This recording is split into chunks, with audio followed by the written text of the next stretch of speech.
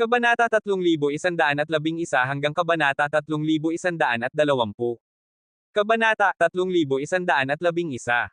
Hindi nagbago ang ekspresyon ni Yehan, ang batas ng kagalingan ay pinagsama sa lakas ng kaluluwa, isang di nakikitang mabigat na martilyo ay tila sumasakop sa buong walang hanggan, ang martilyo ay bumagsak mula sa langit, at ang sirang-sirang walang hanggan ay hindi na maaaring masira pa.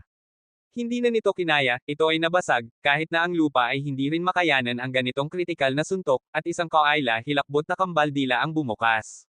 At ang kalupitan na sinag ng liwanag na bumibere patungo kay Yehan ay sa wakas ay tumigil, unti-unting naging wala sa walang hanggan. Gayunpaman, ang ganitong mapangwasak na pagtatalo ng mga puwersa ay ginawang gulo na ang halos 10,000 metrong daigdig sa paligid ni Yehan at Yu Honghuang. Kung sila ay madamay, sila ay mamamatay kaagad sa lugar. Taong Yehan, mukhang hindi pa sapat ang pagpapahalaga sa iyo ng Underlord ng lahi ng mga halimaw. Bagaman ikaw ay nasa tuktok ng di masisira na larangan, ang iyong lakas sa labanan at mga nakamit sa martial arts ay nasa antas na ng langit. Ikaw na nasa rurok ay talagang napakalakas. Matayog na nakatayo si Yu Honghuang sa walang hanggan, ang kanyang katawan ay umuungal sa aura ng emperador, ipinahayag niya ang kanyang sarili bilang emperador ng mga demonyo, syempre hindi ito walang kabuluhan, ang mata ng kalupitan ay dahan-daang nagsara, at ang kaayla hilakbot na makapal na espada ay muling itinuturo sa walang hanggan, ngumisi siya at nagsabi. Gayunpaman, kawili-wili na mayroong isang tulad mo. Sa orihinal, may 2 hakbang pa akong inihanda para sa walang hiya na siyang Erlang. Dahil ikaw ay napakalakas, ipapakita ko muna ito sa iyo. Malamig na nagsalita si Yehan, hahabulin kita hanggang sa huli, ngunit sa tingin ko hindi mo makikita ang natitirang 2 hakbang ng unang general, dahil ang iyong buhay, ang hari ng mga halimaw, ay matatapos sa kamay ko, si Yehan. Gusto ko ang mga taong malakas magsalita, lalo na ang mga tulad mo na may kakayahan at mahilig magsalita ng malaki. Yehan? Ng lahing tao? Tanggapin mo ang aking ikalawang hakbang, ang pagpatay ng Yuhuang, Evergreen. Dominante ang ekspresyon ni Yu Honghuang, ang kanyang mga mata ay puno ng kaayla hilakbot na mapanghamong liwanag, tulad ng emperador na tumitingin pababa sa mundo, sa isang iglap, ang malawak na epee sa kanyang kamay ay sumiklab sa mundo, na may asul na liwanag, na sumisira sa mundo. Ito ay isang espada, at sa sandaling iyon, si Yu Honghuang ay naging isa na ang tao at ang espada, na pumapatay ng lahat sa mundong ito. Kung ikukumpara sa Demon Eye Miyashi kanina, ang espadang ito ay parang isang suntok na pumatay, walang lakas sa mundo ang makakapaglaban dito. Napakalakas ng espada, ang mga nakamit ng taong ito sa paraan ng mga espada ay maihahambing na sa emperador ng espada ng lahing tao. Nanlaki ang mga mata ni Yehan, at pagkatapos, ang batas ng kagalingan ay umuungal sa buong mundo at pinagsama sa kanyang sariling lakas ng kaluluwa, walang pagbabawal sa pagpatay ng mga kaluluwa. Ang hakbang na ito ay ang pamamaraan na maaari lamang gamitin sa ikatlong yugto ng Good Fortune Art. Sa ngayon, si Yehan ay walang ibang mapagpipilian kundi gamitin ang hakbang na ito para harapin si Yu Honghuang, ang sobrang lakas ng henerasyong kabataan. Chi. Sa isang iglap, ang mga kaluluwa ng lahat ng bagay sa mundo ay tila pinipilit na kinuha. Sa ganitong mapangwasak na pag-atake, mayroong isang kaayla hilakbot na pag-iisa. Walang tunog ang pag-atake ni Yu Honghuang, kahit na sa labas ng 10,000 metro, nawala rin ang tunog ng labanan sa pagitan ng lahing tao at lahi ng mga halimaw. Ang mundong ito ay nawawala ng nangingibabaw na aura, tulad ng isang tao na nawala ng 3 kaluluwa at 7 kaluluwa. Sa susunod na sandali, isang napakalakas na pagbanggaan ang sumiklab.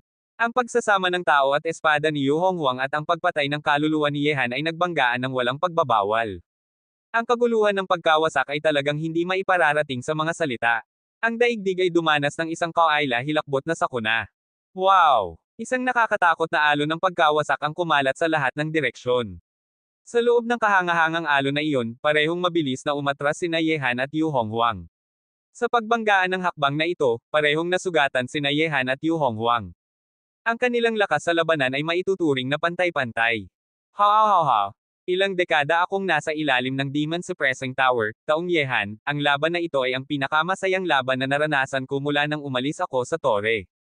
Kung ikukumpara sa ilang iba pang hindi pangkaraniwang mga tauhan na hindi pa nakipaglaban, ikaw na taong Yehan ay karapat-dapat na kalaban ko na si Yu Honghuang. Sa tuktok ng langit, si Yu Honghuang ay dumura ng dugo at umatras, ngunit ang kahangahangang damdaming makipaglaban sa kanyang tamad at masamang mukha ay hindi nawala. Bilang hari ng mga demonyo, isang mapang api na baliw sa labanan, siya ay nakakulong sa ilalim ng Demon Suppressing Tower sa loob ng ilang dekada, syempre siya ay sabik na makipaglaban ng masigla sa isang kalaban. May isang huling hakbang pa, ipakita mo sa akin kung anong malalakas na hakbang ang meron ka, hari ng mga demonyo. Matayog na nakatayo si Yehan sa walang hanggan, dumudugo mula sa sulok ng kanyang bibig. Sa sandaling ito, tanging ang kalaban na si Yu Honghuang na lamang ang natira sa kanyang mga mata. Karapat-dapat siyang ibigay ang lahat, at dapat niyang ipilit na ibigay niya ang lahat. Taong Yehan, ikaw ang pinakamalakas na kalaban na nakilala ko na si Yu Honghuang, maliban sa walang hiya na si Yang Erlang. Sa ilalim ng Demon Suppressing Tower, ako si Yu Honghuang ay nakapag-isip ng dalawang espada. Nakita mo na ang espada kanina. Ang susunod na espada ay tinatawag na Tian Ditong Show, magkasamang mabuhay ang langit at lupa. Ang itim niyang buhok ay lumipad, at bagaman siya ay nasugatan, ang kanyang aura ay lalong nagiging marahas.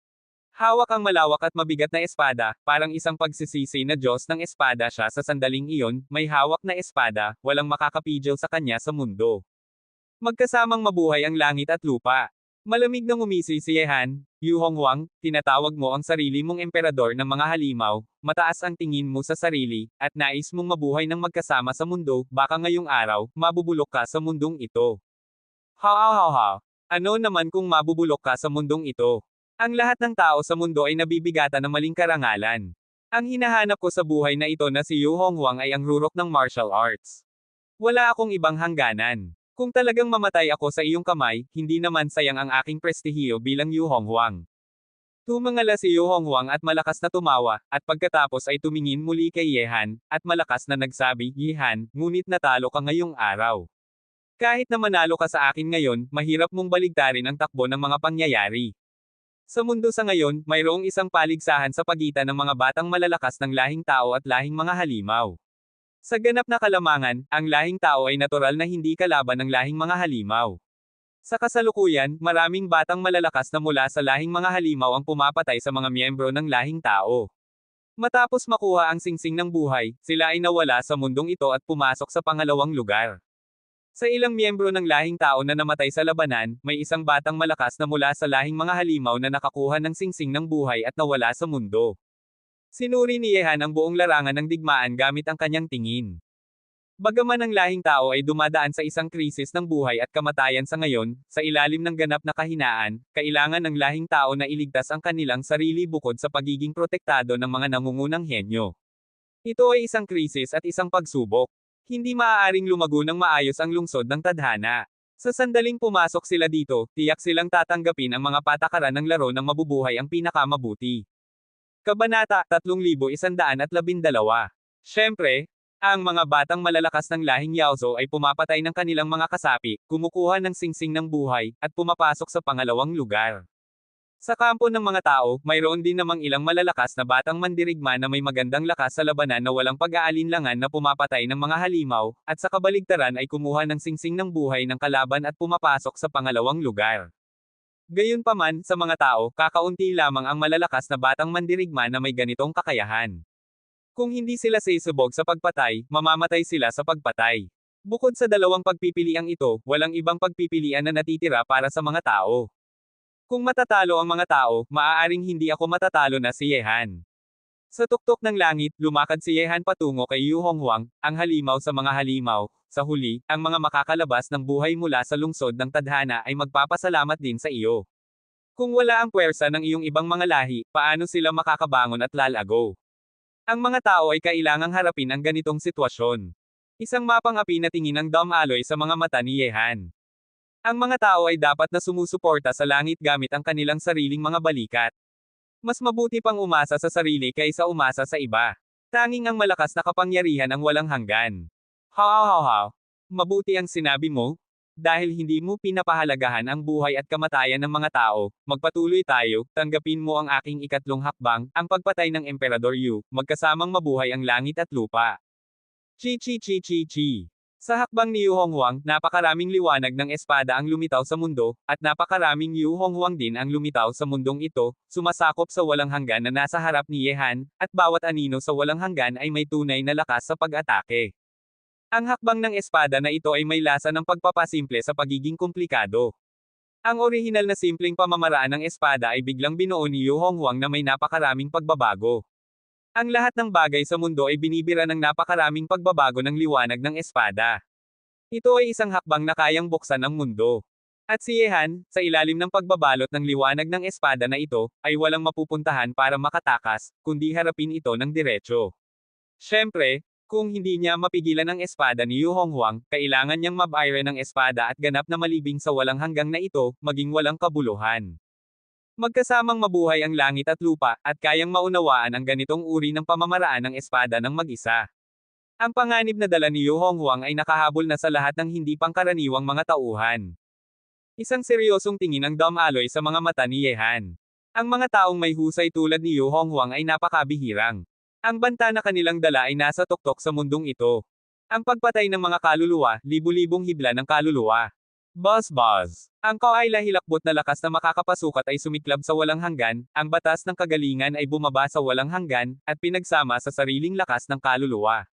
Ang mga hibla ng lakas na parang seda ay kayang tumago sa walang hanggan, sa lahat ng bagay, at maging sa kaluluwa ng nagpapalakas ng lakas.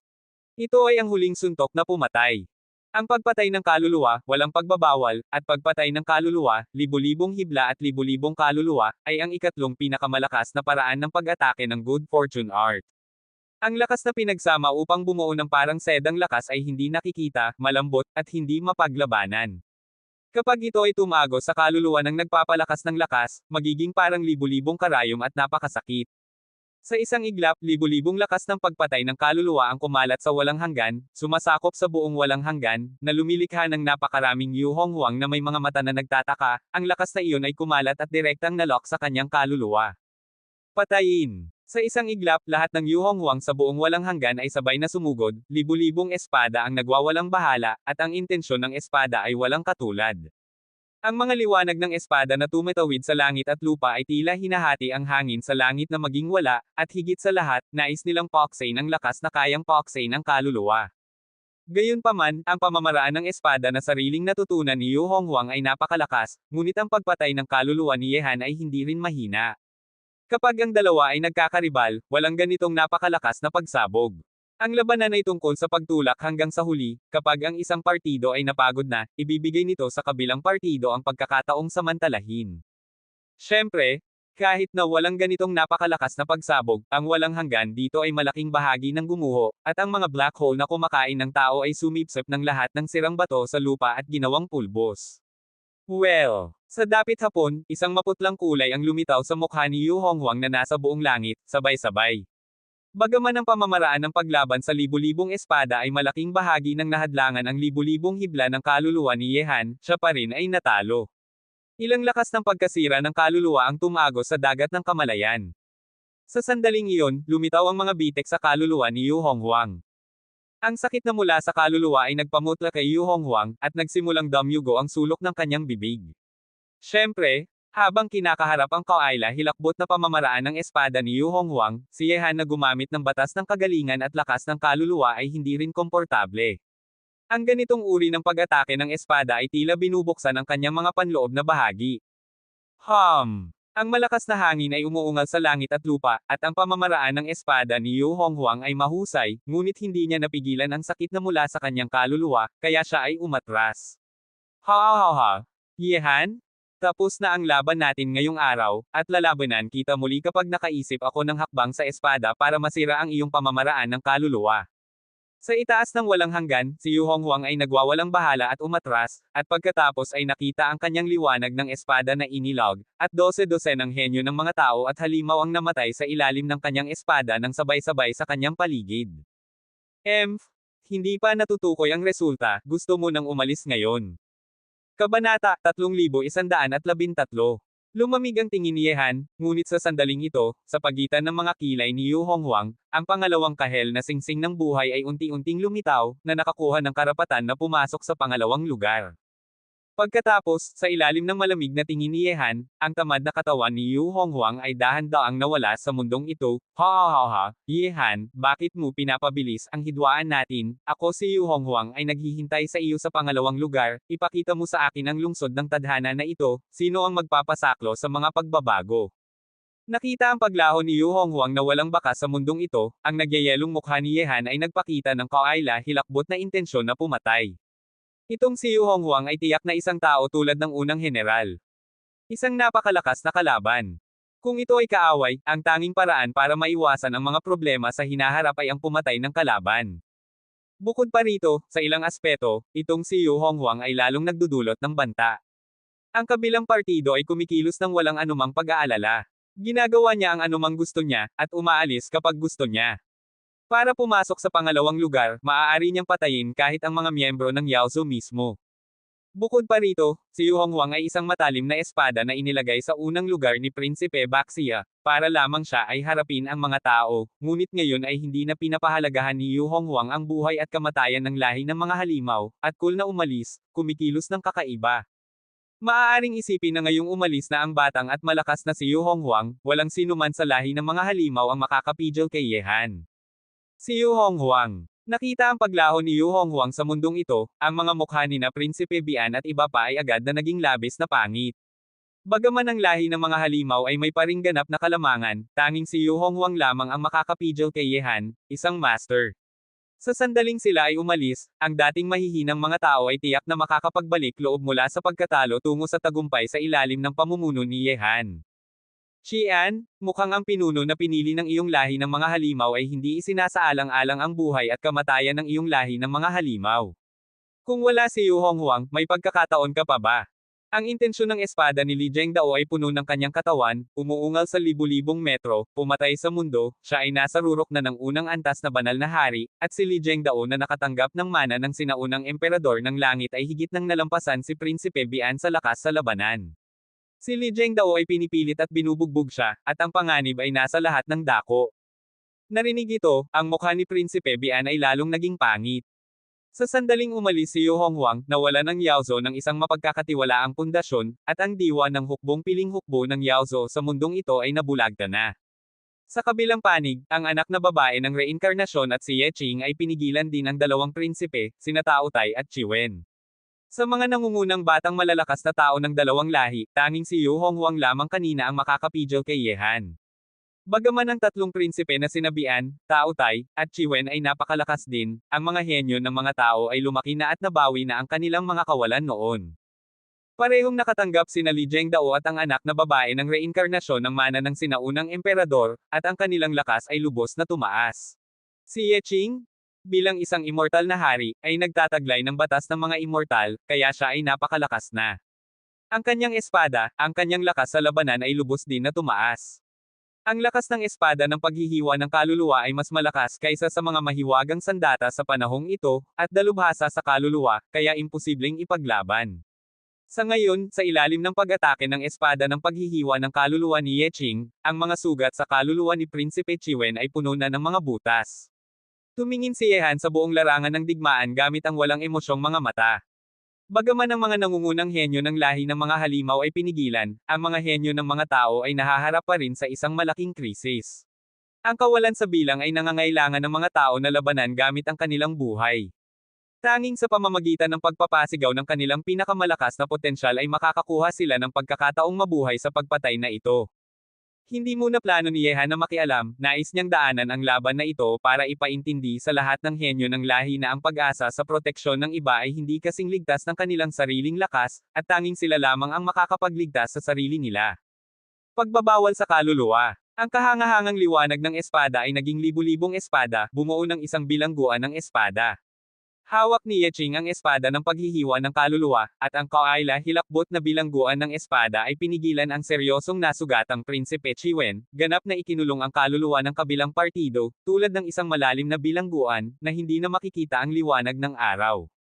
Pagsabog ng kaluluwa. Muli na sumigaw si Ye Qing, at ang espada ng paghihiwa ng kaluluwa ay inilog. Sa sandaling ito, ang nakakulong na kaluluwa ni Prinsipe Chiwen ay tila nagyelo sa walang hanggan, at hindi niya magawang pigilan ang sarili na panoorin ang kaayla hilakbot na liwanag ng espada na tumagos sa kanyang isipan. Ito ay agad na pumatay ng kanyang kaluluwa. Ikaapat na kapatid. Laking gulat ang mga mukha ni na Prinsipe Bian at Prinsipe Tao Tai, ang ikaapat na prinsipe na si Chiwen ay talagang pinatay ni Ye Qing. Kahit si Yehan ay medyo nagulat nang makita ito, ngunit ito rin ay nagpapakita ng kalupitan ng espada ng paghihiwa ng kaluluwa. Umalis na. Sa isang iglap, tiyak na ibinigay ni Prinsipe Bian ang utos na makalaya sa pag-atake ni Li Zhengdao, at tumakas patungo sa malayong lugar kasama si Prinsipe Tao Tai. Bagaman ang hukbo ng mga halimaw ay may paring kalamangan, tungkol sa mga nangungunang batang malalakas na tao, sa pag-alis ni Yu Honghuang, hindi na sila kalaban ng mga tao. Ang mga batang malalakas na tao mula sa Yaozo na sumalakay sa Hatoyama ay umatras din isa-isa, ngunit sa laban na ito, maraming tao mula sa Yaozo ang pumapatay ng mga kasapi at pumasok sa pangalawang lugar matapos makuha ang singsing ng buhay. Hindi inutusan ni Li Zhengdao na sundin sila. Maaari nilang pigilan ang mga nangungunang batang malalakas na tao ng Yaozo, ngunit ang lakas ng mga tao ay mas mahina pa rin kaysa sa Yaozo. Ate! Ang tingin ni Yehan ay nakatutok sa katawan ni Yeqing, malambot ang kanyang mga mata, at ngayon matapos mapatay si Prinsipe Chiwen, ang pulang singsing ng buhay sa gitna ng mga kilay ni Yeqing ay naging kahel na singsing ng buhay, at ang kanyang katawan ay unti-unting mawawala sa mundong ito at dahan-daang nawawala. Xiaohan, naghihintay ako sa iyo sa pangalawang lugar, bunso. Malambot na ngumiti si Yeqing. Palagi na siyang ganito, parang isang asawa, isang ate, at isang ina. Hindi siya humihiling ng anumang kapalit mula kay Yehan. Sapat na ang isang maliit na lugar sa kanyang puso. Kabanata 3114. Ate, hintayin mo ako. Malalim na huminga si Yehan. Ngayong maraming tao na ang pumasok sa pangalawang lugar, kailangan din niyang pumunta sa direksyong ito. Hindi niya maibibigay ang lahat ng kanyang pansin sa mga tao.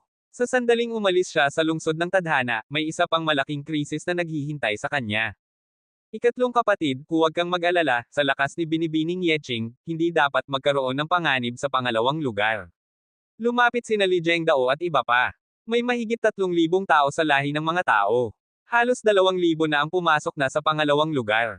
Narinig ito, tumingin si Yehan patungo sa mga tao sa mundong ito, at walang emosyong nagsabi. Dapat mong malinaw na maintindihan kung anong klaseng lugar ang lungsod ng tadhana. Dahil may lakas ka ng loob na pumasok dito, dapat mong may lakas din ng loob na tanggapin ang lahat ng bagay dito.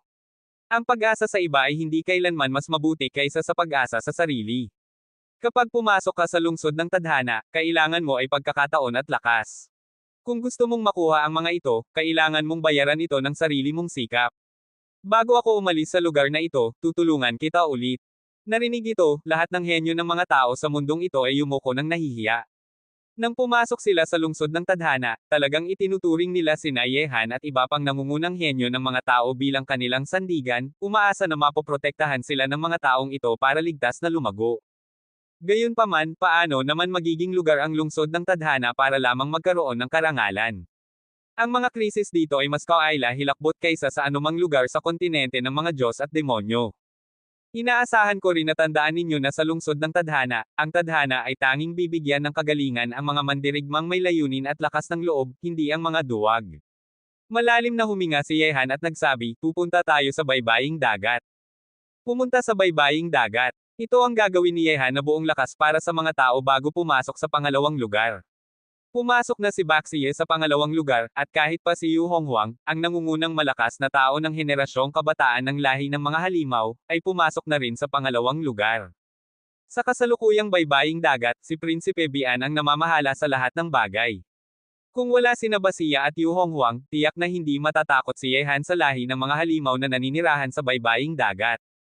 Sa isang sandali, kasunod ng desisyon ni Yehan, sina Li Zhengdao at iba pa ay pinagsasama ang lahat ng miyembro ng mga tao na nasa labas na gumagawa ng mga gawain, tulad ni Yi Polo, Zhang Hushuang, Ling Hu Qingyi, at Tianlong. Ikatlong kapatid, gusto mo bang bigyan ng sorpresa ang mga miyembro ng lahi ng mga halimaw na nasa baybaying dagat? Sa bulwagan ng mga tao sa Hatoyama, maliban sa mga nangungunang henyo ng mga tao na hindi pa nakabalik, naroon sina Li Zhengdao, anak na babae ng reinkarnasyon, Ao Zishuan, at Xiao Li. Sina Regret-shan, Yan Hao, at mga henyong ito ay napakaraming miyembro ng Yaozo ang pinatay sa laban kanina sa mga halimaw, at matagumpay na pumasok na sila sa pangalawang lugar. Sa totoo lang, sa lakas ni Xiao Li, maaari na rin siyang pumasok sa pangalawang lugar noong nakaraang laban, ngunit hindi niya ito ginawa. Nagsabi si Yehan, Kuya, ano ang pinakamabilis na paraan para makakuha ng singsing ng buhay sa lungsod ng tadhana? Ito ay ang pumatay ng tao at kumuha ng singsing ng buhay mula sa iba. Dahil gusto ni Basiya na gamitin ang paraang ito para mapasok ng Yaozo ang pangalawang lugar, bakit hindi natin gawin din ito? Gamitin natin ang paraang ginagawa nila sa kanilang sarili, kung sapat na maraming Yaozo ang pinatay ng mga tao, maaari din silang mabilis na pumasok sa pangalawang lugar. Maaaring gawin ang paraang ito. Nagsabi ang anak na babae ng reinkarnasyon, ngayong wala ng malalakas na tao tulad nina Baxia at Yu Honghuang na nagbabantay sa baybaying dagat, tiyak na magiging mas madali para sa atin na gumawa ng aksyon doon. Ngunit ang ating mga puwersa ay hindi pa rin kayang makipaglaban sa lahi ng mga halimaw. Nagsabi si Ao Zishuan, sa kasalukuyan, may hindi bababa sa 10,000 piling miyembro ng Yaozo ang nakastasyon doon, at ang mga tao ay may lamang 5,000 katao sa buong lakas. Kung labanan natin sila, wala pa rin tayong pagkakataong manalo. Kaya't ito ay isang sorpresang pag-atake sa baybaying dagat, hindi isang malakihang pagharap sa kanila. Nagsabi si Yehan, ang pag-atake na ito sa baybaying dagat ay nakatuon sa pagpatay ng tao at pagkuha ng singsing ng buhay. Pagkatapos nito, kung sino ang makakapapasok sa pangalawang lugar ay depende na sa kanilang sariling swerte. Narinig ito, malalim na nagsabi si Li Zhengdao, ikatlong kapatid, mayroon ka bang tiyak na plano para sa pag-atake sa baybaying dagat? Mga halimaw na may ulo ng kambing. Ang mga mata ni Yehan ay naging makitid na parang sipit. Ang mga halimaw na iyon ay labis na kaayla hilakbot, kahit na ngayon ay hindi pa rin makapagbibigay ng tiyak na sagot si Yehan kung mananalo siya sa laban-laban sa mga halimaw na may ulo ng kambing. Kuya Ye, gusto mo bang dalhin ang mga halimaw na may ulo ng kambing papunta sa baybaying dagat? Nagulat si Shaoli. Ang mga halimaw na may ulo ng kambing ay isang malakas na grupo ng mga nilalang sa lungsod ng Tadhana. Hindi ibig sabihin na iisa lamang ang halimaw na may ulo ng kambing. Naisip din ito ni Li Zhengdao at iba pa. Ang plano ni Yehan ay mapang-api at walang awa. Sa sandaling may pasok ang mga halimaw na may ulo ng kambing sa baybaying dagat, tiyak na magiging malaking sakuna ito para sa mga halimaw na naninirahan doon, at sa oras na iyon ay makakakuha ng pagkakataon ang mga tao na samantalahin ang lahi ng mga halimaw sa kabilang dako ng dagat. Kuya, ako na muna ang papasok sa baybaying dagat. Ikaw ang bahala sa pakikipag-ugnayan sa mga nangungunang batang malalakas na tao ng ating lahi, at ipag-utos mong bawat isa ay mamumuno ng isang puwersa na pupunta sa baybaying dagat.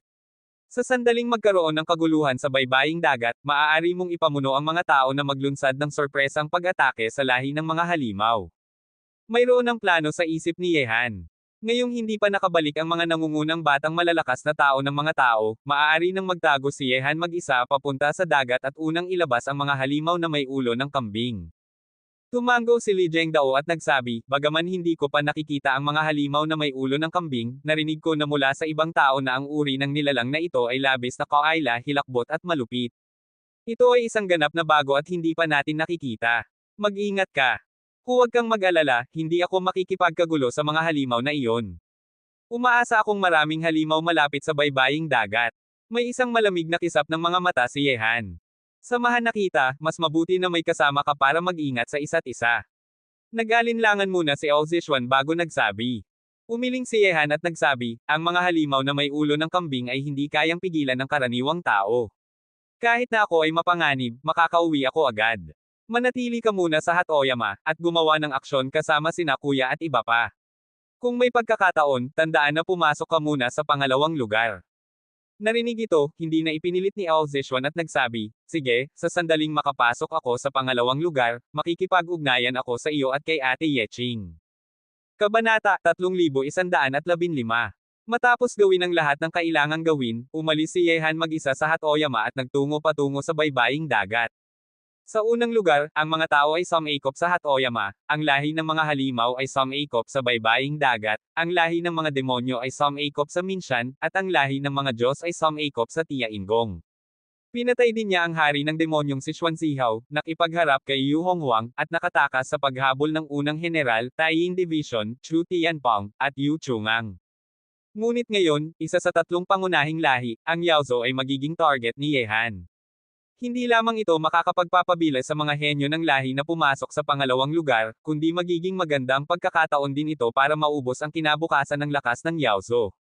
Sa sandaling humina ang mga henyong lakas ng Yaozo sa hinaharap, kahit na may mga higanteng namamahala pa, ang napakalakas na Yaozo ay mahuhulog sa panahon ng kahinaan. Baybaying dagat, ang dahilan kung bakit ito tinawag na ganito ay dahil mayroong isang tuyong lugar ng dagat dito. Ayon sa mapa, dating may walang katapusang itim na lugar ng dagat dito, ngunit ang lungsod ng Tadhana ay lumitaw ng ilang beses, na nagpapatuyo na sa lugar na ito. Kaya naman nabuo ang isang baybayin na walang dagat. Gayunpaman, sa lugar na iyon, makikita ang mga tuyong kambal dila sa lahat ng dako, at ang ilan ay hanggang 10,000 metro ang lalim, walang hanggan, kaya maaaring isipin kung gaano kalawak ang dating lugar ng dagat na ito. Matapos tahimik na makapasok si Yehan sa dagat, agad siyang pumunta sa dambana ng tadhana. Gusto kong malaman kung ilang halimaw na may ulo ng kambing ang nasa malapit sa baybaying dagat. Saan eksaktong natutulog ang mga ito? Diretsyong tanong ni Yehan sa estatwa.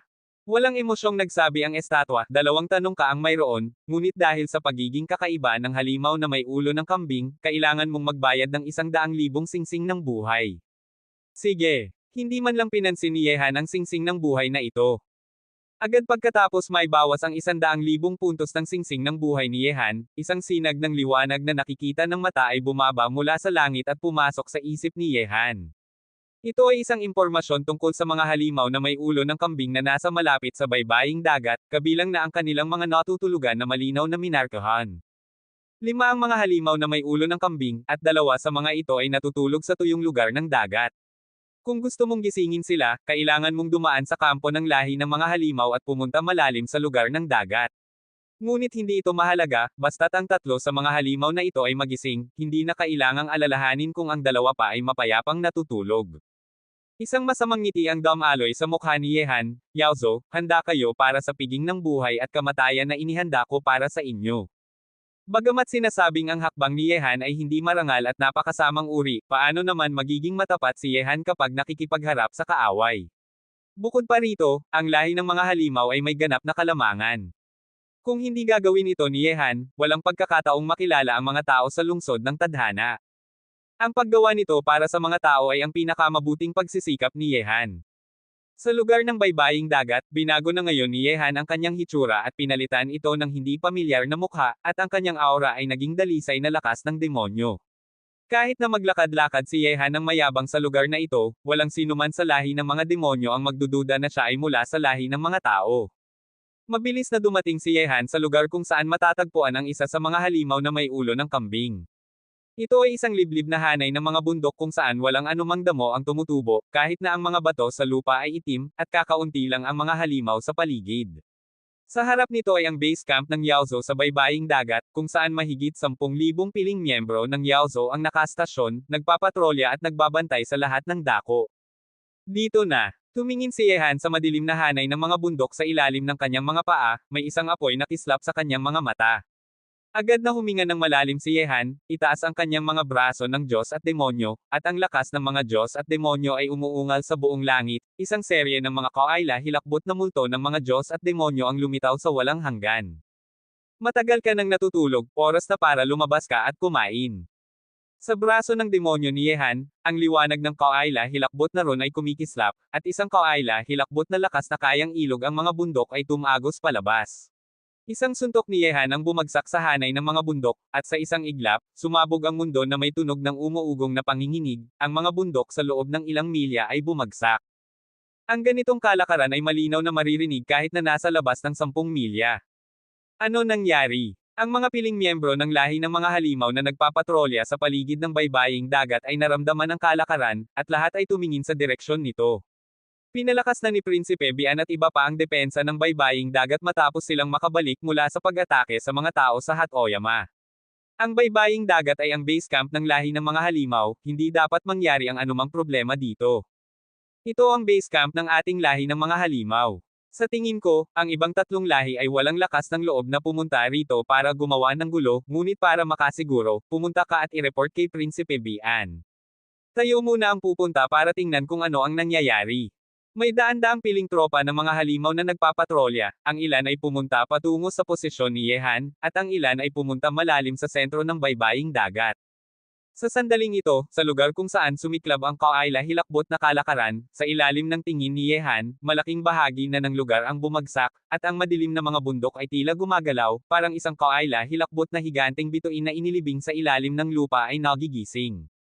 Nagising na. Nasalayan ng mga mata ni Yehan ng liwanag, ngunit hindi pa sapat, kailangang pasiglahin ang halimaw kahit anong mangyari. Pagkatapos nito, muli na namang sinuntok ni Yehan ng husto ang bumagsak na hanay ng mga bundok. Ang mga bato ay lumilipad sa lahat ng dako. Ano ang ginagawa mo? Itigil mo iyan. Kabanata 3116. Sa malayong lugar, ang mga piling miyembro ng lahi ng mga halimaw na nagpapatrolya ay umuungal papunta rito. Tiningnan si Yehan na nakatayo sa walang hanggan, ang kaayla hilakbot at mapangwasak na tanawin sa ilalim ng mga paa ng kalaban ay nagpapatigpit din ng kanilang mga mata. Maliit na halimaw, ang baybaying dagat ay tahanan ng ating lahi ng mga halimaw. Paano ka papayag ang gumawa ng gulo dito, hulihin mo siya, at ibigay kay Prinsipe Juan. Ang nangungunang batang malakas na tao ng lahi ng mga halimaw ay nakarating na sa larangan ng Sky Demon, at malamig ang mga mata niyang nakatingin kay Yehan na hindi sila binibigyang pansin. Ang kabilang partido ay isang maliit na halimaw lamang, paano niya kayang baliwalain sila? Malapit ka nang mamatay, sa tingin ko mas dapat mong alalahanin ang sarili mo. Malamig na ngumisi si Yehan, at pagkatapos ay mabilis siyang tumakbo patungo sa malayo, nawala sa mundo tulad ng isang buga ng berdeng usok, kaya't ang grupo ng mga halimaw na nagpapatrolya ay hindi pa rin nakakakita ng kanilang anino. Angel. Bigla na lamang, sa sandaling mabigla ang mga batang malakas na tao sa larangan ng demonyo noong araw dahil sa kalubhaan ni Yehan, sa ilalim ng sinira na hanay ng mga bundok sa ilalim ng kanilang mga paa, biglang lumabas ang isang kaayla hilakbot na mabigat na tunog na parang pagbahing. Ang hanging nagmumula dito ay nagpakatakot sa mga piling miyembro ng Yaozo na nagpapatrolya. Hindi maganda. Noong araw na iyon, napagtanto ng batang malakas na tao sa larangan ng demonyo na may mali, ngunit isang malaking kamay ang tumagos sa mga bundok at lupa, at sumiklot sa kanila sa itaas ng langit, parang isang haligi ng langit na sumisikip sa langit at lupa. Sa isang iglap, ang mga katawan ng halos 100 batang master ng lahi ng mga halimaw ay sumabog dahil sa pag-alog, at ang dugo ay kumakalat sa buong langit. Tanging ilan lamang sa kanila ang nakatakas sa krisis ng buhay at kamatayan. Ito ay isang halimaw na may ulo ng kambing, bilis na i-report kay Prinsipe Juan. Nagising na ang halimaw na may ulo ng kambing, at mahirap para sa kanila na pigilan ang marahas na pagnanasa na pumatay matapos makakita ng dugo. Ang malaking katawan nito na mas mataas pa kaysa sa langit ay unti-unting tumatayo, tulad ng isang sinaunang higanti, bawat hakbang ay nag-iiwan ng isang kaayla hilakbot na bakas ng paa sa lupa. Sa parehong oras, nakarating na si Yehan sa lugar kung saan natutulog ang pangalawang halimaw na may ulo ng kambing. Siyempre, hindi sapat ang isang halimaw na may ulo ng kambing para magdulot ng kaguluhan sa mga piling miyembro ng lahi ng mga halimaw sa baybaying dagat. Ginawa ni Yehan ang parehong bagay, at mabilis na gisingin ang halimaw na may ulo ng kambing, na nakakuha ng maraming piling miyembro ng lahi ng mga halimaw na narinig ang kalakaran. Siyempre, dumating sila ngunit mabilis na tumakas, at nakakuha rin ng pansin ng halimaw na may ulo ng kambing na lumakad patungo sa direksyon ng punong tanggapan ng lahi ng mga halimaw. Sa sandaling ito, parang isang multo si Yehan, na gumagalaw sa paligid ng baybaying dagat. Matapos mapagising ang dalawang halimaw na may ulo ng kambing, natural na gisingin din ni Yehan ang ikatlong halimaw na may ulo ng kambing. Habang ito ay naglalakad, pinangunahan ni Yehan ito ng ilang distansya patungo sa direksyon ng base camp ng Yaozo sa panganib ng kanyang sariling buhay. Sa loob lamang ng kalahating oras, tatlong kaayla hilakbot na nilalang na ang mga ulo ay umaabot sa langit at ang mga paa ay nakatapak sa lupa ay lumitaw sa lugar ng baybaying dagat, na bumaba tulad ng mga sinaunang higanti, na pumapatay sa buong mundo. Sa sandaling ito, sa base camp ng Yaozo, kahit na malayo pa, makikita ng mga piling miyembro ng Yaozo ang kaayla hilakbot na higanti na papalapit sa kanila mula sa tatlong direksyon. Ang takot ay unti-unting kumakalat sa puso ng libu-libong piling miyembro ng Yaozo. Puwes, bakit napakaraming halimaw na may ulo ng kambing sa baybaying dagat? Sinong nagising sa kanila? Parang sesubog na ang baga ni Prinsipe Bian. Ang tatlong halimaw na may ulo ng kambing na ito ay nagwawasak sa baybaying dagat, at tiyak na papatayin nila ang maraming piling miyembro ng lahi ng mga halimaw. Inayos tayo ng iba, maglaban tayo, marahil ay nahaharap tayo sa mas maraming krisis. Matalim at malamig ang mga mata ni Prinsipe Habuki, sa sandaling ito, natural na naisip niya si Yehan. Ngunit sa sandaling ito, habang ang tatlong halimaw na may ulo ng kambing ay malapit nang sirain ang buong baybaying dagat, ang mga piling henyo ng lahi ng mga tao ay nahahati sa mahigit 10 puwersa sa ilalim ng pamumuno ng mga nangungunang batang malakas na tao sa paligid ng baybaying dagat. Ang mga ito ay nakatingin ng masamang isip. Tatlong halimaw na may ulo ng kambing, mukhang hindi masama ang paraan ng ikatlong kapatid, sapat na ito para mapahirapan ang lahi ng mga halimaw.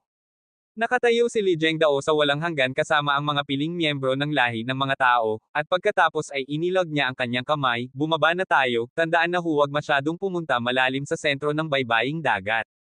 Hindi kayang tiisin ng Yaozo ang pagpatay ng mga halimaw na may ulo ng kambing, kaya't sila ay lilikas natural, at sa oras na iyon ay depende na sa inyo ang pagganap. Hala, mga bata, sundan ninyo si Master Chi para pumatay ng mga demonyo. Ngumisi si Lin Chi, at pinangunahan ang isang grupo ng mga piling miyembro ng lahi ng mga tao na sumugod sa isang direksyon. Pagkatapos noon, ang mga malalakas na tao sa antas ng mandirigma tulad ni Xia Ben, Yi Polu, Zhon Wushuang, Ling Hu Qingyi, at Tianlong ay lahat ay namumuno ng isang grupo ng mga puwersa ng mga tao na nakatago malapit sa baybaying dagat, naghihintay ng pagkakataon. Sa lupain ng baybaying dagat, habang ang tatlong halimaw na may ulo ng kambing ay napagising, ang kanilang pagnanasa na pumatay ay napukaw. Lahat ay sumasali sa labanan. Bagamat sinasabing sa lakas ng lahi ng mga halimaw ay maaari nilang patayin ang halimaw na may ulo ng kambing sa huli, ngunit tiyak silang magdudulot ng malaking pagkawala. Bukod pa rito, may dalawang halimaw na may ulo ng kambing pa ring natutulog sa tuyong kambal dila sa likod ng base camp ng lahi ng mga halimaw. Sa sandaling sila ay magising, ang 5 halimaw na may ulo ng kambing ay magwawasak, at maraming halimaw ang lalayas ng desperado. Sa itaas ng walang hanggan, tumingin si Yehan sa direksyon ng base camp ng lahi ng mga halimaw.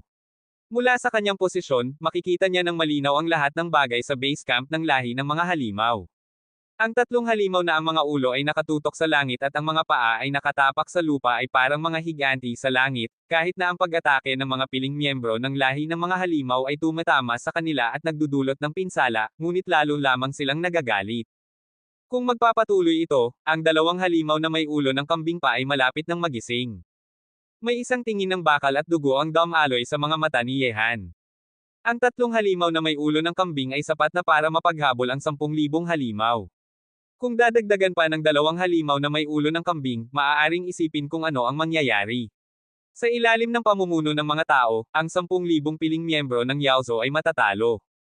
Talaga namang, sa loob lamang ng 10 minuto, dalawang napakalakas na magaspang na hininga ang sumiklab mula sa tuyong kambal dila sa ilalim ng dagat sa likod ng base camp ng Yaozo, at pagkatapos ay dalawang malalaking halimaw na may katawan ng tao at ulo ng kambing ang dahan-daang umakyat mula sa lupa patungo sa langit, umaabot diretso sa ibabaw ng mga ulap, at bawat hakbang ay nagiging sanhi ng pagyanig ng lupa.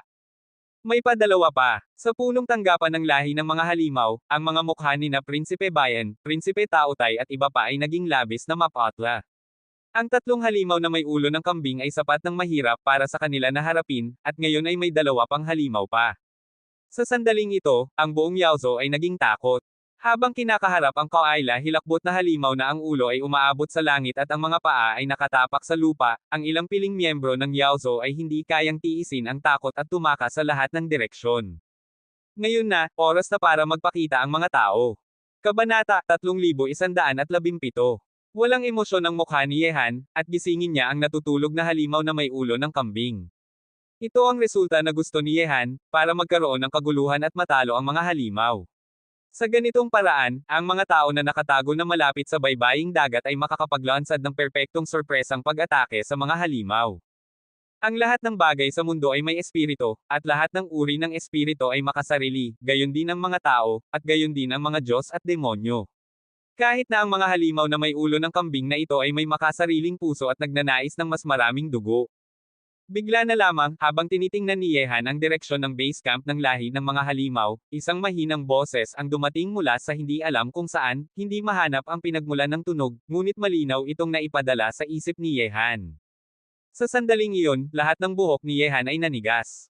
May isang tao na lumapit sa kanya, ngunit hindi niya ito napansin kahit papaano. Sino ka? Malamig ang mga mata ni Yehan, at tinignan niya ang mundo sa kanyang paligid, ngunit wala roon, walang sinumang tao na naruroon. Ang kasakiman ay nagmumula sa puso, nararamdaman ko na mayroong kasakiman, pagnanasa, at pagpatay sa iyong puso. Ang iyong puso ay mas madilim kaysa sa karaniwang tao.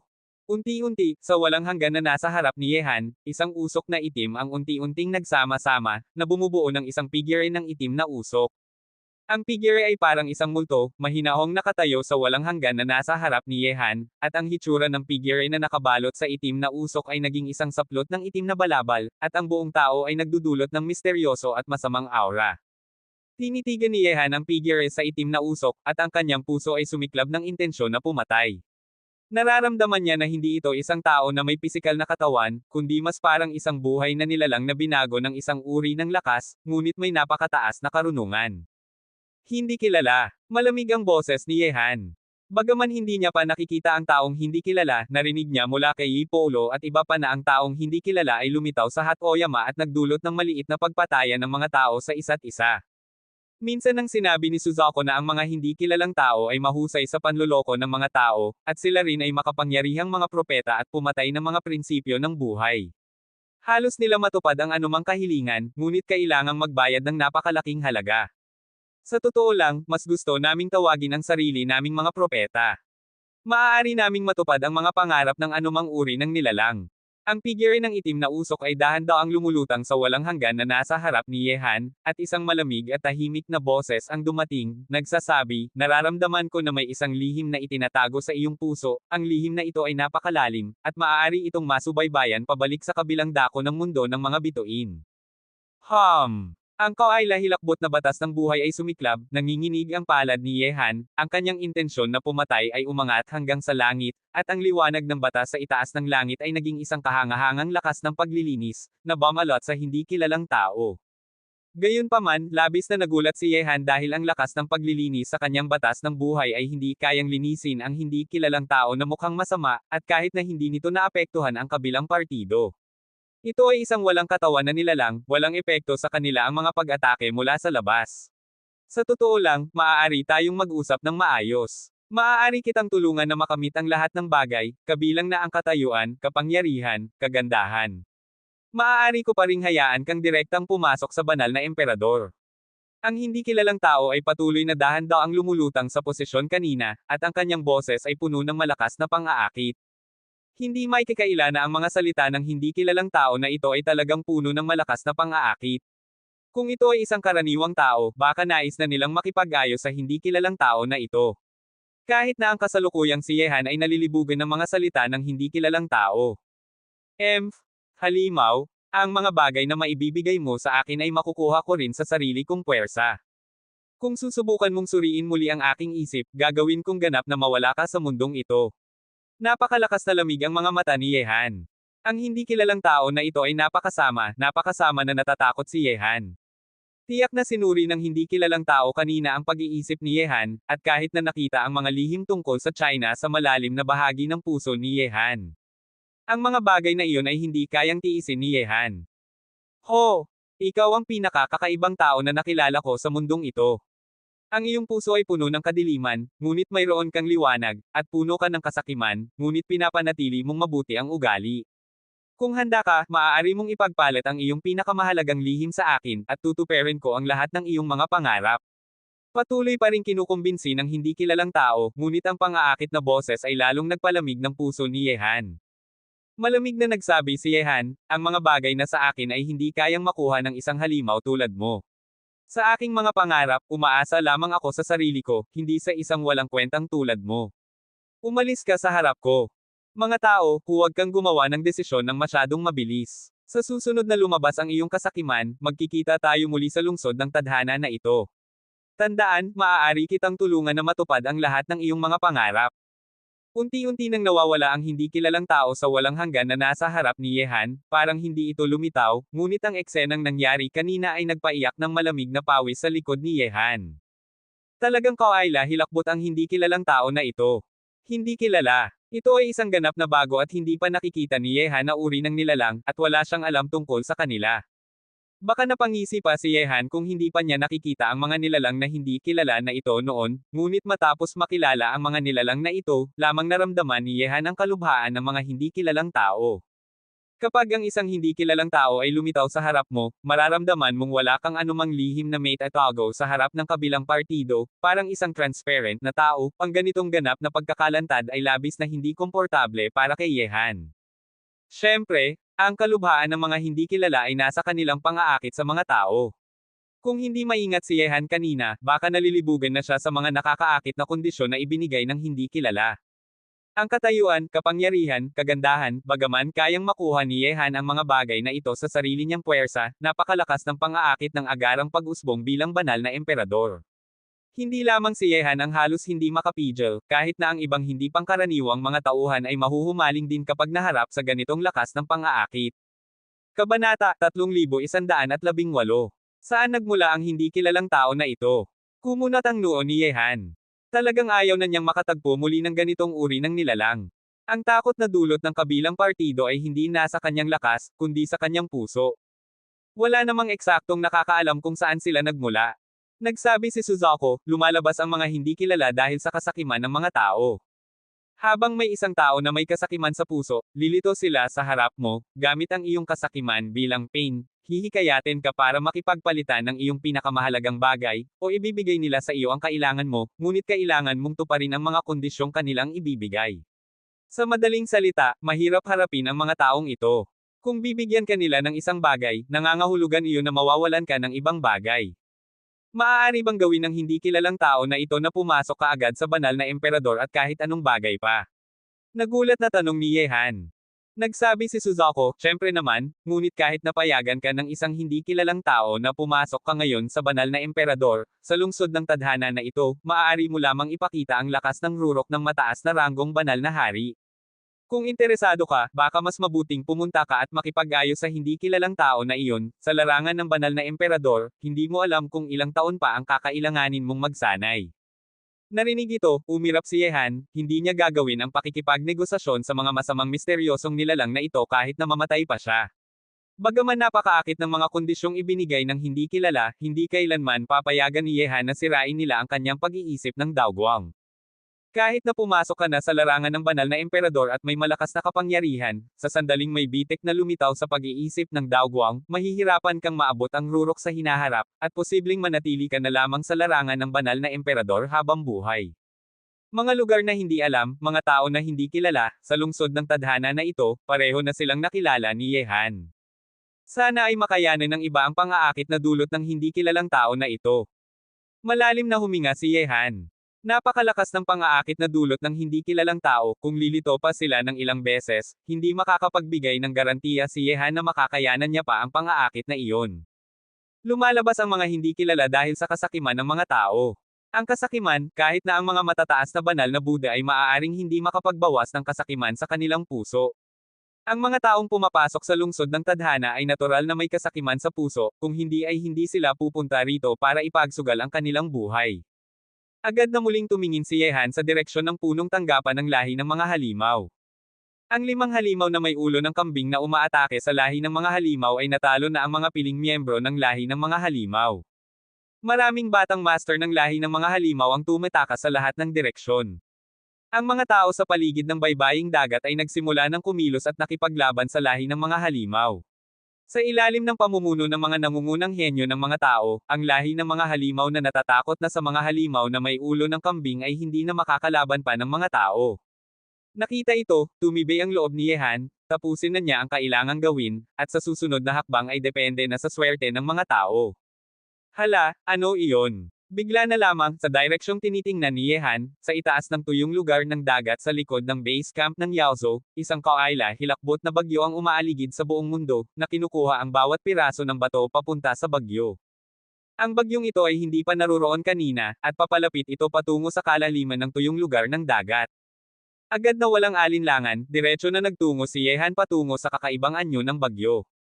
Kung gusto niyang pumunta sa kalaliman ng tuyong lugar ng dagat, kailangan niyang dumaan sa base camp ng lahi ng mga halimaw, ngunit ang kasalukuyang base camp ng lahi ng mga halimaw ay naging gulo dahil sa pag-atake ng mga halimaw na may ulo ng kambing. Madaling nakadaan si Yehan dito at dumating sa tuyong lugar ng dagat.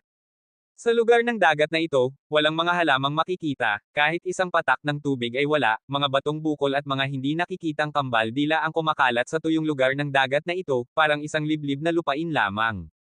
At ang bagyong iyon ay kumalat na ngayon sa kalaliman ng dagat. Kahit na malayo pa, nararamdaman ni Yehan ang kawaila hilakbot na lakas ng paglunok na nagmumula sa bagyong iyon. Parang lahat ng bagay sa mundo ay malulunok ng bagyong ito. Batang ito, may isang dayuhang espasyo na nakatago sa loob ng bagyong ito.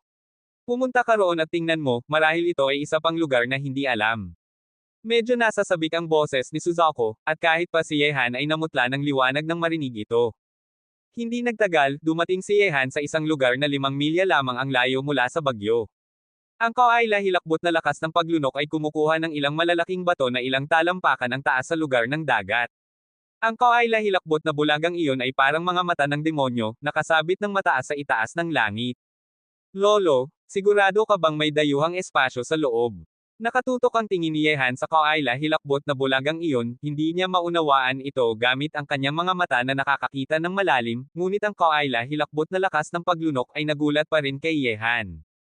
Nagsabi si Suzuko, bakit ako nagsisinungaling sa iyo, batang ito? Ito ang unang pagkakataon na lumitaw ang dayuhang espasyong ito, at bago pa ito, dapat ay inilibing ito ng malalim sa ilalim ng dagat.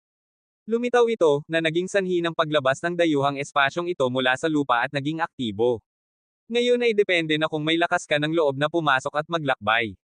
Narinig ito, ngumuyang ngipin si Yehan, at agad na naging isang pagsabog ng puting liwanag ang kanyang katawan na tumagos sa kawaila hilakbot na bulagang iyon. Isang alon ng kawaila hilakbot na lakas ng paglunok ang sumalakay, parang kukunin nito ang katawan ni Yehan at pupunitin ito sa lahat ng bahagi. Kahit na may kawaila hilakbot na pangangatawan si Yehan, naramdaman niya ang sakit ng pagkapunit ng kanyang katawan nang pumasok siya rito. Ngunit hindi nagtagal, nang mawala na ang sakit ng pagkapunit sa buong katawan niya, natuklasan ni Yehan na dumating na siya sa isang langit ng mga bituin. Oo nga, napapalibutan si Yehan ng mga bituin, parang maabot niya lamang ang mga ito. Nakatayo siya sa ilalim ng langit ng mga bituin na ito, nararamdaman ang misteryosong kapaligiran na dulot ng buong langit ng mga bituin. Ang mundo ng langit ng mga bituin ay naglalaman ng libu-libong bituin, anong uri ng pamamaraan ito? Tumingin si Yehan sa buong mundo ng langit ng mga bituin. Ang mundong ito ay parang isang kumpleto ng mundo.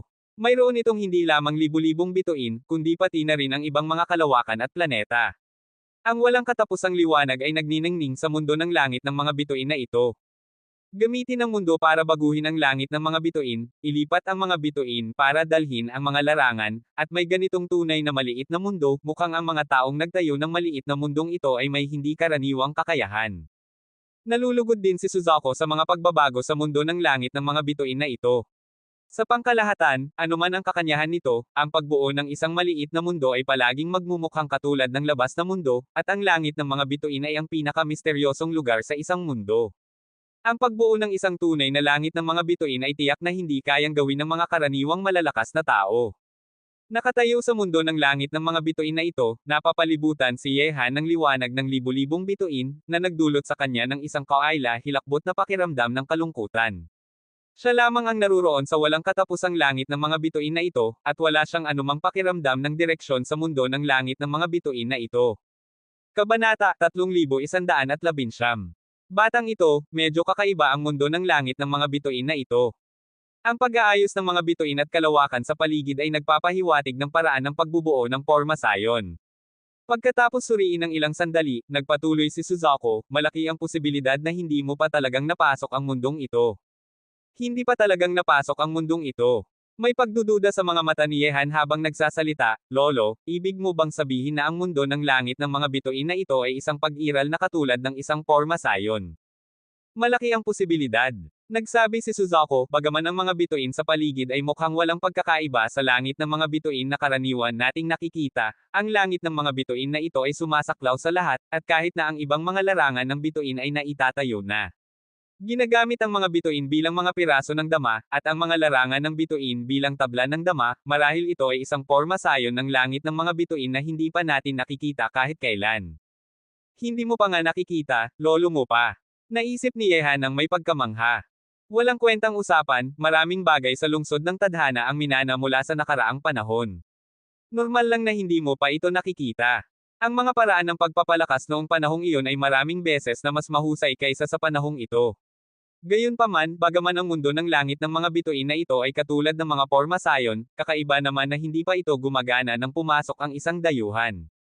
Nagsabi si Yehan, marahil, hindi ito isang porma sayon. Well, maaari ring ganoon. Narinig ito, agad na umirap si Yehan, parang wala namang sinabi ang taong ito. Hayaan na, kung narito ka na, manatili ka ng ligtas. Ano man ang mundo ng langit ng mga bituin na ito, kung gagamitin mo ito ng maayos, baka makakuha ka ng isang bagay. Sinulyapan ni Yehan ang mundo ng langit ng mga bituin na ito, at pagkatapos ay pumili siya ng isang direksyon para maglakad sa mundo ng langit ng mga bituin na ito. Hintay ka. Gayunpaman, sa sandaling tumakbo si Yehan ng isang hakbang, biglang kumislap ang walang laman na mundo ng langit ng mga bituin sa ilalim ng kanyang mga paa, parang naglalakad siya sa ibabaw ng tubig na may mga bilog ng alon na kumakalat palabas. Ang mga bituin sa paligid ay may isang maayos na ritmo na biglang sumiklab, at ang walang bilang na mga bituin ay nabuhay na sa sandaling iyon. Ang kawaila-hilakbot na liwanag ay ginawang isang puting mundo ang paligid ni Yehan, na nakasasakit na mata kaya hindi niya ito mabuksan. Nang humina ang liwanag at muling tumingin si Yehan, may libu-libong sinag ng liwanag na nag-uugnay sa mga bituin, parang mga infrared ray na magkakaugnay at nagkakasalubong sa buong mundo ng langit ng mga bituin. Nasa gitna si Yehan, at matapos ang mga magkakaugnay na sinag ng liwanag na ito ay dumaan sa mga bituin, ang pinagmulan ng bawat sinag ay nagsama-sama sa katawan ni Yehan. Ang eksenang iyon ay parang isang pabilog na sapot ng gagamba, at si Yehan ay nasa gitna ng mga sapot na ito. At ang mas mahalaga pa, ang bawat punto ng koneksyon mula sa mga sapot na ito ay konektado sa katawan ni Yehan. Ang libu-libong sinag ng liwanag ay konektado sa mga bituin, at sa huli ay nagsama-sama ang mga sinag na ito sa katawan ni Yehan. Sa sandaling iyon, naramdaman ni Yehan na parang may malamig na bagay na nakatutok sa kanyang likuran, at ang mga sinag na ito ay parang mga pilak na karayom na nakadikit sa kanyang katawan kaya hindi siya makagalaw. Lolo, ano bang nangyayari dito? Nagulat si Yehan, ang mga sinag ng liwanag na konektado sa kanyang katawan ay nagpapanigas ng lahat ng buhok sa kanyang katawan. Hindi maayos ito ay isang pamamaraan ng pagpapalakas ng katawan gamit ang mga bituin mula sa sinaunang panahon. Batang ito, kung hindi ka makakapaglaban, mamamatay ka diretso sa ilalim ng lakas ng mga bituin. Naging seryoso ang boses ni Suzaku, mga piraso lamang ng pamamaraang ito ng pagpapalakas ng katawan gamit ang mga bituin ang kanyang bahagyang nakita sa isang sinaunang talaan. Ang pamamaraan ng pagpapalakas ng katawan gamit ang mga bituin. Hindi pa narinig ni Yehan ito. Nagsabi si Suzaku, ginagamit ng pamamaraan ng pagpapalakas ng katawan na ito ang lakas ng mga bituin sa langit para paluwagin ang katawan ng nagpapalakas. Tanging ang mga taong nag-aral ng kaukulang pamamaraan ng pagpapalakas ng katawan ang makakapaglaban sa pagsasanay na ibinibigay ng pamamaraang ito. Ang pamamaraan ng pagpapalakas ng katawan na ito ay matagal nang nawala sa panahong ito, at walang sinumang nakakaalam ng paraan ng pagpapalakas nito. Narinig ito, maingat na tanong ni Yehan, ibig mo bang sabihin na nakulong ako sa pamamaraan ng pagpapalakas ng katawan gamit ang mga bituin na ito? Hindi ka nakulong. Sa sandaling gumana ang pamamaraan ng pagpapalakas ng katawan gamit ang mga bituin na ito, mamamatay ka kung hindi mo ito kayang tiisin. Bumantong hininga si Suzaku, na naging dahilan para mamula ang mukha ni Yehan. Kung hindi siya sumunod sa matandang ito, hindi sana siya mapupunta rito. Medyo nahihiya si Suzaku at nagsabi, ngunit huwag kang masyadong malungkot, batang ito. Ang mga lugar na hindi alam sa lungsod ng tadhana ay palaging lugar kung saan nakatago ang mga pagkakataon, na nagbibigay ng biyaya sa mga susunod na henerasyon. Ang mga taong nagtayo nito ay nag-iwan din ng isang maliit na pagkakataong mabuhay, at ito ay isang paraan lamang ng pagsasanay batay sa pamamaraan ng pagpapalakas ng katawan gamit ang mga bituin, hindi ang tunay na pamamaraan nito. Sa pangangatawan mong iyan, baka kayang mong labanan ito. Marahil, sa ngayon, talagang naramdaman ni Yehan ang pagnanais na stranggulahin ang matandang iyon. Gayunpaman, sa sandaling makipag-usap si Yehan kay Suzaku, ang mga bituin sa mundo ng langit ng mga bituin na ito ay unti-unting nagsimulang umikot. Nakita na ang mga bituin ay parang mga shooting star na umiikot sa buong mundo ng langit ng mga bituin, at ang mga magkakaugnay na sinag ng liwanag ay kumikinang ng maliwanag. Ang isang uri ng walang katapusang lakas ng mga bituin ay gumalaw din kasama ang daanan ng sinag na ito, at sa huli ay lahat ay biglang tumagos patungo sa katawan ni Yehan. Sa sandaling iyon, sa lahat ng direksyon ng mundo ng langit ng mga bituin, ang walang bilang na mga sinag ng liwanag na nagsasama-sama sa katawan ni Yehan ay naglalaman ng isang kawaila-hilakbot na lakas ng mga bituin. Pagkatapos ay lahat ng lakas ng mga bituin ay tumagos sa katawan ni Yehan, na naging dahilan para lumaki ang kanyang katawan tulad ng isang lobo na pinapailawan. Ang hindi maipararaming sakit ay sumalakay sa kanyang buong katawan, at ang walang bilang na mga hibla ng lakas ng mga bituin ay pumasok sa kanyang katawan, na nagdulot sa kanya ng pakiramdam na parang hiniwa siya ng kutsilyo. Damyugo ang kanyang 7 butas, at ang kasalukuyang katawan ni Yehan ay direktang nakakulong dito, hindi makagalaw at pasibong tinitiis ang pinsalang dulot ng lakas ng mga bituin sa kanyang katawan. Batang ito, bagaman wala kang paraan ng pagpapalakas ng katawan gamit ang mga bituin, ang iyong Mad Holy War Body ay hindi masama. Ngayon, ang tanging maasahan mo na lang ay ang katawan ng Mad Saint para labanan ang pamamaraan ng pagpapalakas ng katawan gamit ang mga bituin. Kabanata 3120. Kabado na hinahamon ni Suzuko si Yehan, natatakot din siya. Ilang salita lamang ang kanyang nakita sa mga talaan ng sinaunang pamamaraan ng pagpapalakas ng katawan gamit ang mga bituin, kaya hindi niya talaga alam ang tungkol sa ganitong paraan ng pagpapalakas ng katawan. Ngayon, tanging ituring na lamang niyang buhay ang isang patay na kabayo para tulungan si Yehan na malampasan ang pagsubok na ito gamit ang Mad Jihad Body. Sa mundo ng langit ng mga bituin, walang bilang na mga bituin ang umiikot, ang kanilang liwanag ay parang isang mainit na araw. Ang mga sinag ng liwanag ay magkakaugnay sa katawan ni Yehan, at ang lakas ng walang bilang na mga bituin ay tumatagos patungo sa kanyang katawan. Sa sandaling iyon, ang katawan ni Yehan ay katumbas ng isang daluyan, isang lalagyan, ngunit may limitasyon ang bawat lalagyan sa kung ano ang kayang tiisin. Kapag nalampasan na ang limitasyong ito, masisira ang lalagyan. Bagaman nakapagpalakas na si Yehan ng Mad Jihad Physique at napakalakas ng kanyang pangangatawan, ang pamamaraan ng pagpapalakas ng katawan gamit ang mga bituin ay isang kaila hilakbot na paraan ng pagpapalakas ng katawan noong sinaunang panahon. Kinukuha nito ang lakas ng mga bituin papunta sa katawan para paluwagin ito. Sa kasalukuyang lakas ng pangangatawan ni Yehan, hindi pa siya nakarating sa punto na makakalaban niya ang lakas ng mga bituin. Ngunit sa sandaling iyon, habang pasibong tinatanggap ang lakas ng mga bituin para paluwagin ang kanyang katawan, walang ibang pagpipilian si Yehan kundi sundin ang payo ni Suzuko, ituring na lamang na buhay ang isang patay na kabayo. Ang katawan ni Yehan ay unti-unting lumaki, parang isang sobrang laking si Yehan. Dumyugo ang kanyang 7 butas, at kahit na ang ibabaw ng kanyang balat ay may mga bitek na puno ng dugo. Ang mga nakakatakot na hiyaw, sigaw, at mga tunog ng kabaliwan ay lumalabas mula sa bibig ni Yehan, na umaalingaw-ngaw sa buong mundo ng langit ng mga bituin at nagiging sanhi ng pagyanig ng buong espasyo. Sa ilalim ng hindi maipararaming sakit na ito, sinimulan ni Yehan na gamitin ang paraan ng pagpapalakas ng Mad Jihad Body, baligtarin ang mga ugat ng dugo para ang lakas ng mga bituin na pumasok sa kanyang katawan ay dumaloy paatros sa mga ugat na ito, baligtarin. Siyempre, ang resulta nito ay ang mga ugat ng dugo ni Yehan ay muling nasugatan ng husto. Napakasakit na ng pagpapalakas ng Mad Jihad Physique gamit ang baligtad na mga ugat ng dugo sa normal na kondisyon. Ngayong nasa hindi normal na estado siya, ang sakit na iyon ay natural na dumami ng maraming beses.